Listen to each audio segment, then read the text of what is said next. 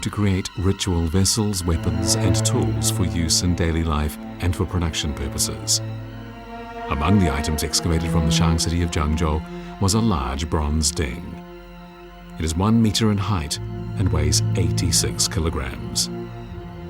People today regard these large bronze ritual vessels as a testament to the glorious achievements of the Shang dynasty.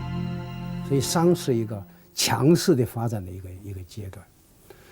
那么商在物质文化上有些什么大的成就呢？第一个当然还是青铜器，这个青铜器啊，它就种类就更多，体量更大，花纹更精细，当然铸造就更困难，它所承载的技术上的、艺术上的、宗教上的、思想上的这些意蕴呢，就更丰富。Around the year 1300 BC, King Pangung of the Shang dynasty moved the dynasty's capital city to Yin, and Yin would remain the capital until the year 1046 BC. The ruins of Yin were referred to by a later Han dynasty historian, but the location of the ruins was lost and remained a mystery for many hundreds of years. But then at the end of the 19th century, a farmer in Shaotuan village in Anyang City, Henan province, dug up some animal bones known as dragon bones, which he then sold to a drugstore because their value was far greater than his entire harvest of grain for a year.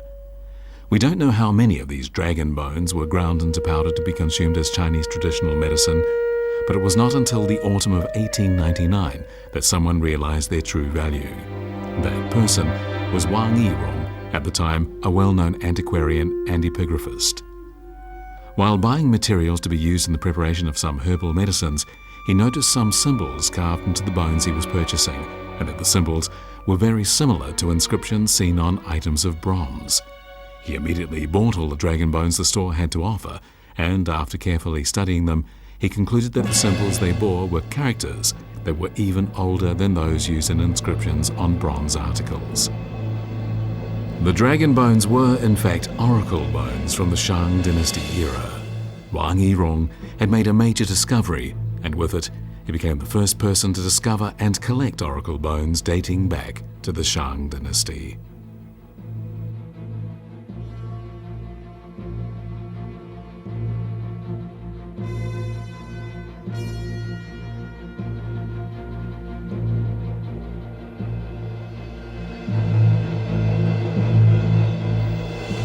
But just where had these oracle bones, kept secretly by dealers in such antiquities for so long, actually come from? After years of investigation, another epigraphist, Luo Zhenyu, guessed that the oracle bones might have been unearthed from Shaotuan in the town of Anyang in Henan province. And so in the spring of 1915, Luo went to Shaotuan to carry out an investigation. Before long, he realized that Shaotuan was not only the place where the oracle bones had been unearthed, but that it was also the site of the capital city of the Shang dynasty. What he had found was the Yin ruins, as referred to by Han dynasty historians more than 2,000 years ago. Following Luo Zhenyu, famous scholar Wang Guowei carried out textual research on the names of the Shang dynasty kings and their lineage, as recorded in Sima Qian's Records of the Historian.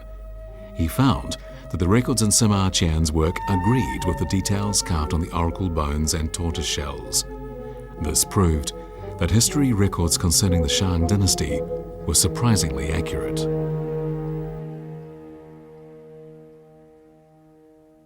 甲骨文在1899年得到发现和鉴定，是吧？这件事情不但是中国这个学术上的大事，应该说是全世界的科学史上都是大书特书的一件事啊。现在这个世界的一些讲文化史啊，这个科学史的一些书籍，是吧，都要记载到甲骨文的发现。为什么呢？因为甲骨文的发现呢，它这个不但是这个发现了前所未人没有看到过的这样一种这个重要的古代的这个历史的文献材料而且它最重要的一点是使这个中国的现代考古学得到奠定，因为中国的现代考古学呢就是在殷墟开始。The Yin ruins are significant, not only for the discovery of the oracle bones, They also tell us a great deal about China at the height of the Bronze Age. Well, in July 2006, the Yin ruins value was recognized when UNESCO named them as a World Cultural Heritage Site.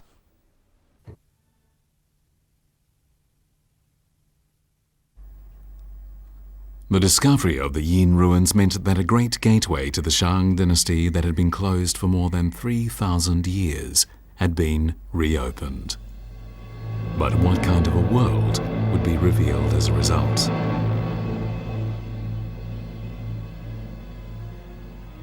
These are the famous Yin ruins located to the northwest of the city of Anyang in Henan province. Over a period of 254 years, Yin, the capital city of Shang, experienced the rule of more than 12 kings over 8 generations. And here, the palaces of those kings and their ancestral temples have been discovered. So far, more than 70 sets of construction foundations have been found in the areas where the palace once stood, and they have revealed that the palaces of the city of Yin were more magnificent in terms of architecture than the royal houses in the Shang dynasty cities of Yanzhou and Zhangzhou. They reveal the striking achievements of the Shang people in what was a glorious time in China's Bronze Age.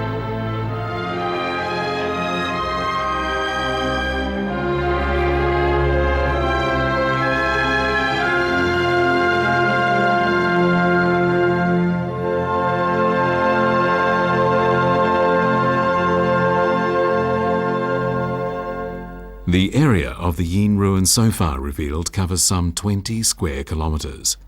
At present, archaeologists are excavating a road in the city dating back to the Shang dynasty. This road was nearly 10 metres wide, big enough for 4 carriages running side by side. Today, we can enter the halls of the city of Yin, the capital city of the Shang dynasty. Combining horses with carts was a great innovation in the history of human civilization, and it was one that accelerated the course of human history. The structure of a Shang dynasty chariot was very complicated, and the art and craft of making one had reached perfection. To kings, princes, and aristocrats of the Shang dynasty, possessing a carriage symbolized royal status, and owning a fine chariot was an aim well worth pursuing. This is the character for king. When it appears in oracle bone inscriptions, it means the ruler of a country, and it evolved from the character for battle axe. At first, the battle axe was used as a kind of practical weapon, but later it became a ritual article. So far, no more than 10 bronze battle axes have been found at the Yin ruins, and this indicates that only a few people could possess one.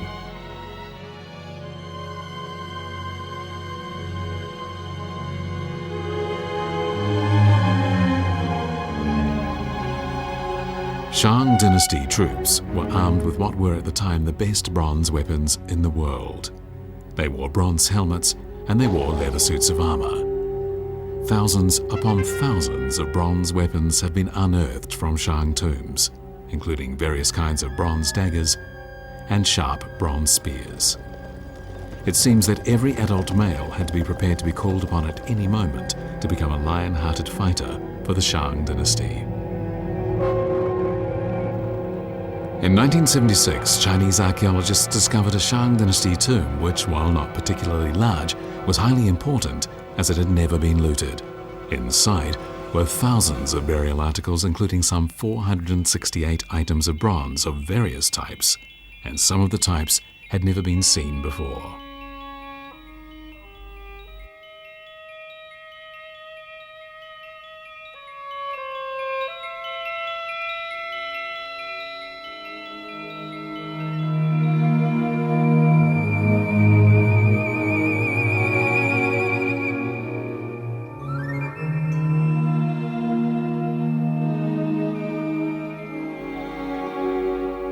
After removing stains and rust marks from the bronze articles, archaeologists could make out phrases. This one reads Simu Xin, Fu Hao, and Hao, indicating the name of the same person.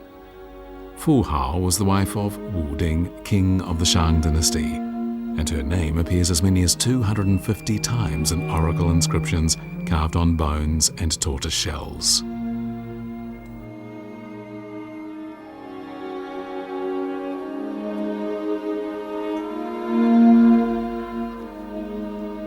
Up to now, the tomb of Fu Hao is the only tomb of a Shang Dynasty royal family member found at the Yin ruins, for which the occupant and his or her status can be confirmed, and it also includes oracle inscriptions. Not only was Fu Hao highly involved in the state affairs of her era, she was also China's first female general.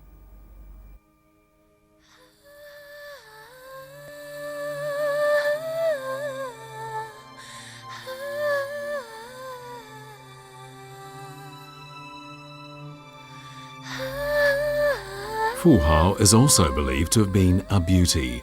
She had no less than 490 different hairpins, enabling her to appear every day with a new face in front of King Wu Ding.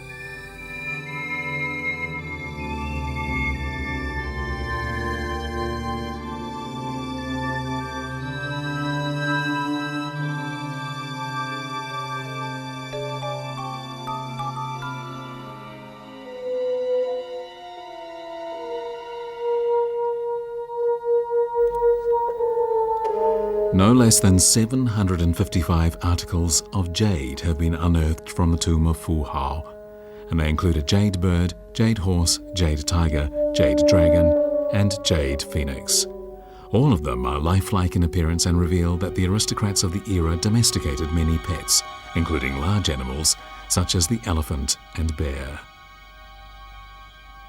An elephant pit discovered at the Yin ruins contained a small elephant with a bronze bell tied around its neck. Clearly, the Shang Dynasty was a time of dramatic improvement in terms of bronze casting techniques. We need look no further than the fabulous items uncovered from the tomb of Fu Hao for evidence of this. But there is one thing that puzzled the archaeologists and historians. Such a rich trove of treasure must have taken vast quantities of copper ore to produce. Yet no traces of copper ore have ever been found in the vicinity of the Yin ruins. So where did the ore come from? For the answer to this question, please tune in next time. And thank you for staying with us on today's New Frontiers. I'm Ji Xiaojun from CCTV International. Bye for now.